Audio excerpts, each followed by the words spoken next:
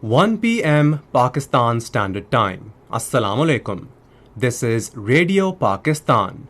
The news read by Abdul Rafe Suhail. Prime Minister has called on international community to deliver on commitments of grants to enable developing countries to deal with climate-induced issues. Interior Minister has assured to take a firm action against those involved in illegal business of human trafficking. In Indian illegally occupied Jammu and Kashmir, Indian troops in their fresh act of state terrorism martyred 4 youth today. And International Widows' Day is being observed across the globe today. And now the news in detail. Minister Mohammad Shehbaz Sharif says international community should deliver on the commitments they made at COP27 conference in Sharm el-Sheikh, including the operationalization of loss and damage fund on the principle of equity. In a tweet today, he said it should also deliver commitments for provision of grants that do not increase indebtedness of developing countries, enabling climate-vulnerable countries to access the fund on the basis of a climate vulnerability index. Prime Minister said as part of his interactions during summit for a new global financing pact, he drew world leaders' attention to the exogenous shocks that created polycrisis for developing countries like Pakistan. Prime Minister said the world should use present economic and climate turbulence as an opportunity for course correction.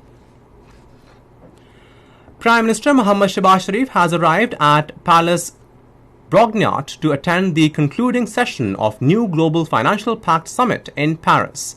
The Prime Minister was received by French Minister for Europe and Foreign Affairs, Catherine Colonna.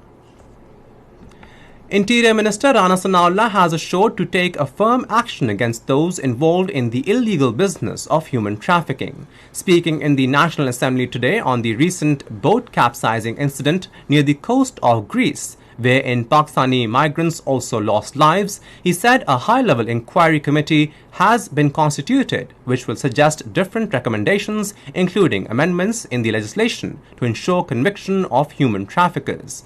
He said at present a crackdown is underway to nab those behind the tragic boat accident near the coast of Greece. Pakistan's ambassador to the United States, Masood Khan, says Georgia-Sindh sister state province agreement has opened up vistas of opportunities not only for cementing business and investment ties, but also bringing the people to two sides closer to each other. He expressed these views while addressing a ceremony organized by renowned think tank of Georgia, Global Atlanta, held in Atlanta. Masood Khan lauded instrumental role played by Pakistani-American Georgia State Assembly member Farooq Mughal in cementing Pakistan-Georgia relations.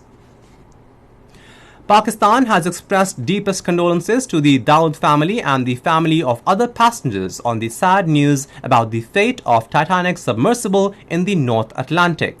In a statement, Foreign Office spokesperson Mumtaz Zara Baloch said, "We appreciate the multinational efforts over the last several days in search of the vessel." In Indian illegally occupied Jammu and Kashmir, Indian troops in their fresh act of state terrorism martyred 4 Kashmiri youth in Kupwara district today. The troops martyred the youth during a cordon and search operation in Machil area of the district. As Indian Prime Minister Narendra Modi started his US visit, digital display trucks carrying messages on big screens roaming on the streets in New York have called on President Joe Biden to quiz Modi on human rights violations in India.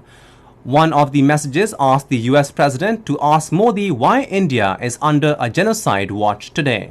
Another message with an image of political activist Umar Khalid asking why he has been incarcerated for over 1,000 days without trial.